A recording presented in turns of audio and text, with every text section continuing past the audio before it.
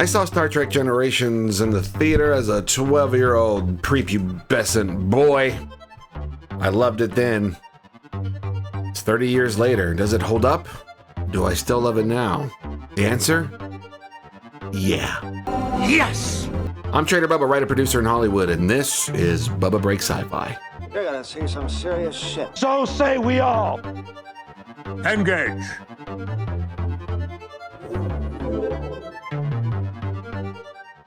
This movie's not without its problems for sure, but as a writer, I gotta tell you, considering all the hurdles this movie had to go through, we're lucky it's as good as it is, and I think it's a fairly great movie overall.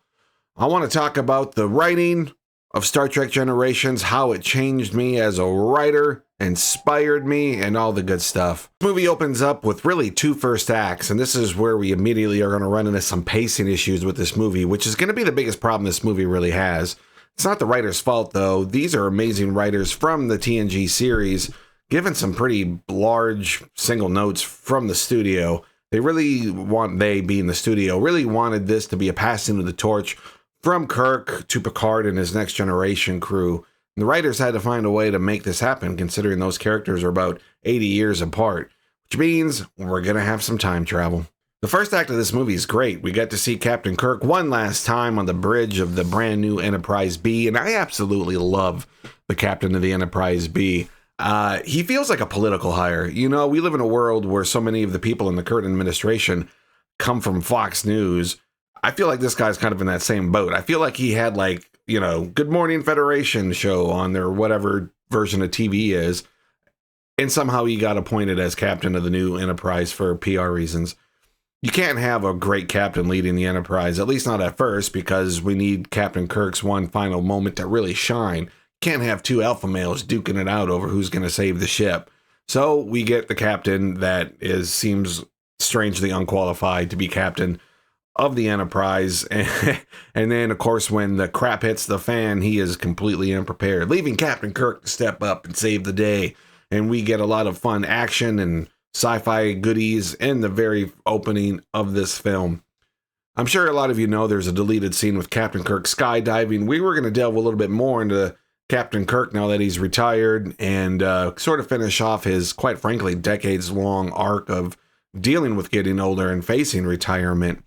But for obvious reasons, namely, again, this movie's already got pacing problems. That scene got taken out, but not before Playmates could make an action figure of Captain Kirk in a skydiving outfit. Captain Kirk is dead, at least within his own timeline. We are then brought into the second first act of this film, which is the TNG crew. And you can tell that this was done by writers from the show, because just like an episode, it opens up with what I like to call a day in the life of, meaning this is a little peek into your average day aboard the Enterprise, what these characters and world is like before some plot device comes in and now we're facing the threat of the week. And here they're having a good old time on the holodeck. Worf's getting promoted. They're having fun playing on the Enterprise clipper ship. They're all dressed up and everything. And for some reason, Data still can't understand how a joke works, pushes Dr. Crusher into the water. This is her big scene of the movie, by the way. This is all she gets. And for some reason, this is the moment that makes Data go, you know what? I've been sitting on this emotion chip for a minute. I think it's finally time I get emotions. Plus, we're in like a movie now. The budget's bigger. Everything looks cooler. Should probably learn how to laugh. Life forms. You tiny little life forms. And it's a good thing they did this. One, because it was time. I mean, after 7 years of Data trying to be human, just give him the damn emotions at this point. We're making movies now. But Data's learning of how to handle emotions is what carries the movie until really that midway through the second act, when the pacing kind of finally corrects itself a little bit. But Data is the lightheartedness. He's the sort of comedic element in this sort of action-based sci-fi drama. But we then, so Worf gets promoted. They're on the holodeck, and then Captain Picard gets some just devastating news. His brother and nephew have been killed in a fire, and this is just devastating. It's devastating for Picard. It's devastating for us as fans, and I love that they went there in the first Next Generation movie, because now Captain Picard is really going to be on an emotional journey, not just gotta save the universe, let's fire some phasers for 90 minutes. No, this is a true emotional journey for our hero captain in his first outing in a feature film.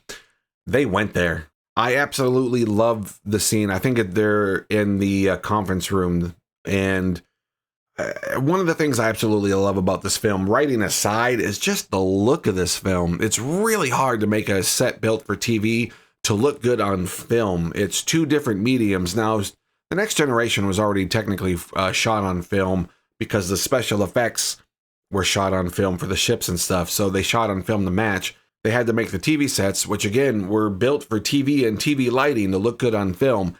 And holy crap, this movie does that beautifully. One of the smartest things they did is the ship is immediately brought to this star that has like an observatory in orbit around it or something.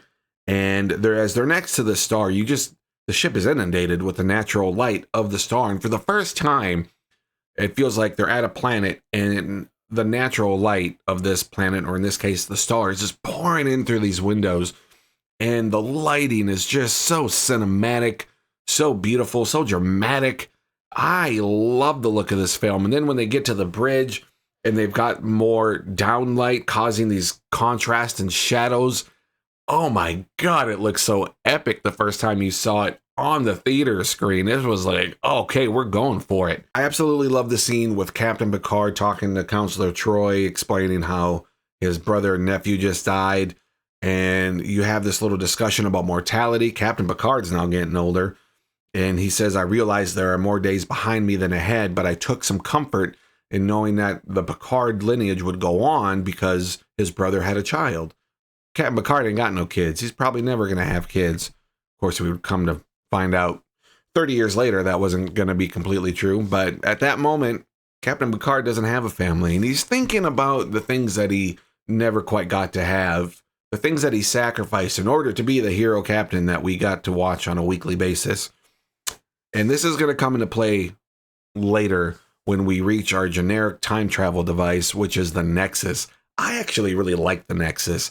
When the studio says, hey, I need character A to interact with character B, I don't care how you do it, but in your head as the writer, you're like, well, they're a generation apart. They're like 80 years apart. How do we do that without time travel? Well, you can't. You got to do time travel. Great. Now we're doing another Star Trek time travel thing. How is Captain Kirk going to get to the present? So they created the Nexus, and the Nexus is amazing for so many reasons. It offers you basically your version of heaven. You exist outside of time, and we learn right away, well, not right away, but we learn from Guinan that once you're in the Nexus, you exist outside of time, and a piece of you is there forever because you exist outside of time. So in a way, you never truly leave. Our villain for this movie wants to get back to the Nexus. He's not evil for the sake of being evil and twirling the mustache, as I like to say. He simply wants to get back to the Nexus because there he can exist with his family that have since been destroyed.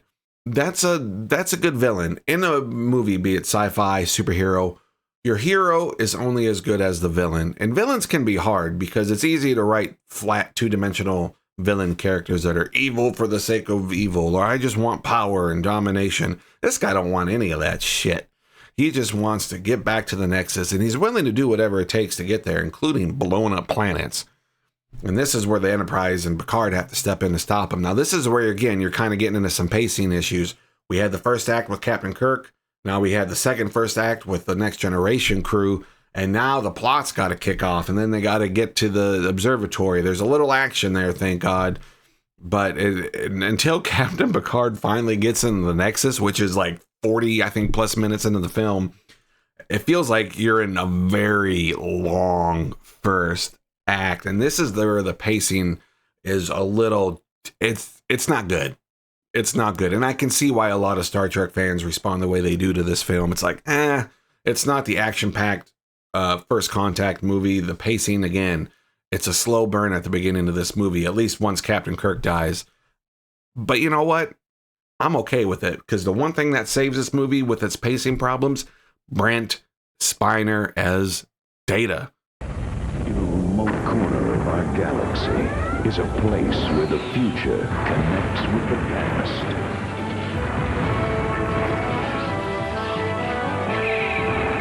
Where two generations nations shall meet to join forces in a battle to save the universe. Star Trek Generations, new action figures and accessories from Playmates. Once Captain Picard finally gets sucked into the Nexus, it's kind of interesting, if not ironic, because in the Nexus, it's the one thing that they did with proper pacing, in my opinion. Captain Picard gets sucked in, he's shown his version of heaven, he's seen the family that he never got to have. That's his thing that would make him never want to leave. Somehow, he's got the willpower and the foresight to say, this isn't real. As bad as I want to stay here, I have to save the universe. And he's able to hero up. And Guinan, who's a piece of her, is still in the Nexus, says, well, you're not the only captain that's here. Captain Kirk just happens to be here as well. It's almost like a studio wanted you two guys to meet for some strange reason. So we then go find Captain Kirk, and we get to see Captain Kirk's slice of heaven too. This lost love that he never quite got to have because he ends up going back into Starfleet. Very interesting. Again, character-driven stuff. And it's interesting that they both hero captains who are so different. I mean, we all love the classic cliche debate. Who do you like better, Kirk or Picard? They both are kind of sacrificed the same things to be these hero captains in the universe. And we get this little glimpse in the Kirk's, slice of heaven, and the horses, which those were William Shatner's horses, and he charged production rental. God bless you, William. You make that money. And then, William Shatner finally gets to come back and help Captain Picard save the day one last time. And again, the pacing's a little bit all over the place here, but once Captain Kirk comes back, this is where the fandom really kind of, I think, gets divided and they went through a few different endings, but this is where Captain Kirk finally actually meets his end. I don't have a problem with the way it's shown in the film. I remember this movie being such a big deal that when the movie came out, the author of the novelization of the movie was even doing a press tour. She was on like morning shows and talk shows because the book had a different ending because the book she wrote was based on an earlier draft of the script. I think Captain Kirk gets shot in the back. It's a little less dramatic. In this case, now he's, basically falls off a cliff. I don't have a problem with it. I love William Shatner's last hurrah as Captain Kirk. His death scene is so Shatner, not because he talks in his cadence. It's not at all with that, but his acting process is so Shatner in this scene where Captain Kirk's last words are, oh my. And what does that mean? Is he scared? Is he seeing something? Is he seeing the light? Or is it his version of death is the greatest adventure? So he's, as William Shatner as an actor, he's as a man, he's got very large, broad ideas. I think he'd be fascinating to talk to. And he's putting all these just very broad, beautiful ideas into the single line as an actor. And oh my. Oh my. I know a lot of the fans are upset the way the Enterprise D is destroyed in this movie. I didn't have a problem with it. As a producer, they had to destroy the ship because that set was not built for film. And these are movies now. They should get a bigger, cooler, updated set after 7 years. It is still really sad to see the Enterprise, that place we want to escape every week, and especially in syndication, probably daily. So it's sad to see that ship go. But that whole scene, action-packed, amazing, very well done. Poor Deanna, she takes the helm and crashes the damn ship. But I love it. Data's great. All the actors are just on point in this film. They really went from shooting the series to shooting this movie. And I think the writers did an amazing job given the tough situation they were in. I love their time travel device in this movie, the Nexus. I think it's very original. It's not something we've really seen before. I would love to go to a parallel universe where the studio didn't say we need Captain Kirk in this movie. I love the movie as it is. I really do. But I think if you had removed that, we need the passing of the torch moments and just let Next Generation be its own thing, but still kept the Nexus and whatnot. I think you could have had an amazing science fiction movie. And I'm not saying it's not great now, but they were working under constraints. They were working under time constraints.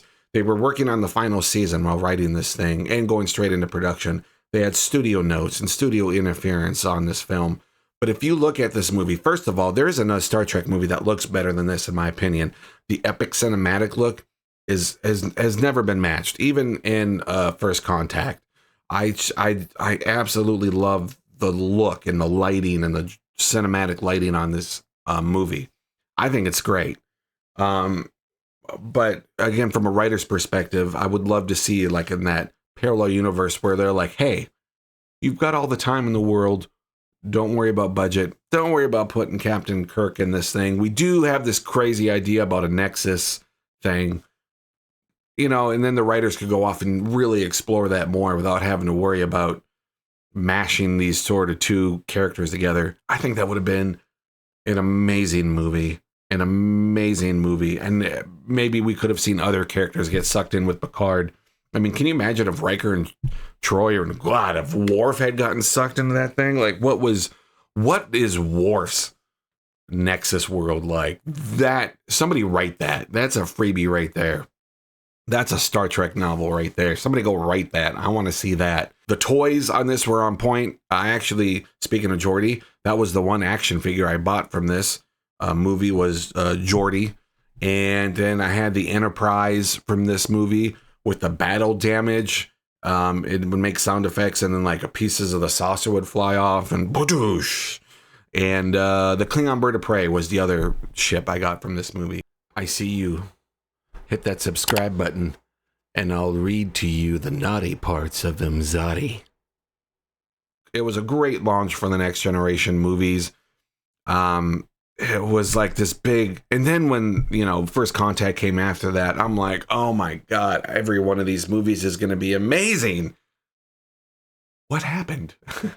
Hey, this video is brought to you by TraderBubba.com. At TraderBubba.com, I got all sorts of fun new sci-fi shirts and mugs. Tea, okay, hot.